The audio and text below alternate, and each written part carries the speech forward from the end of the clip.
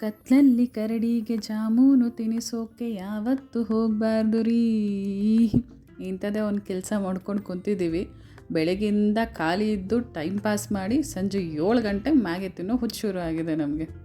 ಹೊರಗೆ ಬಂದು ನೋಡಿದ್ವಿ, ಏನೂ ಇರಲಿಲ್ಲ. ಆ ಕಡೆ ಈ ಕಡೆ ಮನೆ ಕಟ್ಟೋಕೆ ಒಂದೆರಡು ಇಟ್ಟಿಗೆ ಬಿದ್ದಿದ್ವು.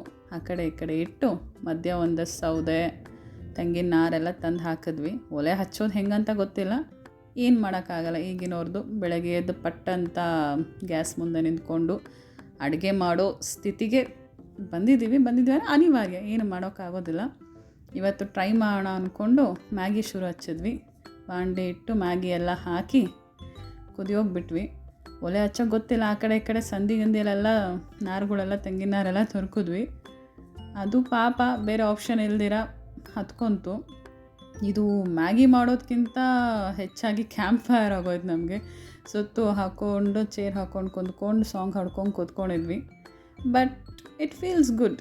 ಯಾವಾಗಾದ್ರು ಒಮ್ಮೆ ನೀವು ಟ್ರೈ ಮಾಡಿರೋರಿಗೆ ಗೊತ್ತಿರುತ್ತೆ ಇದ್ರ ಖುಷಿ. ದೊಡ್ಡ ದೊಡ್ಡ ಅಡುಗೆ ಮಾಡೋಕ್ಕಾಗಿಲ್ಲ ಅಂದರೂ ಸಣ್ಣ ಮ್ಯಾಗಿ, ಸಣ್ಣ ಅಡುಗೆಗಳು ಪ್ರಯತ್ನ ಮಾಡ್ಬೋದು ಯಾವಾಗವ್ರು ಅಪರೂಪಕ್ಕೆ.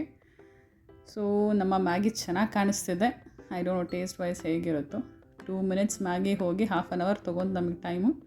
But it's okay, it worth. Try ಮಾಡಿದ್ವಿ. Looks good, taste was also good.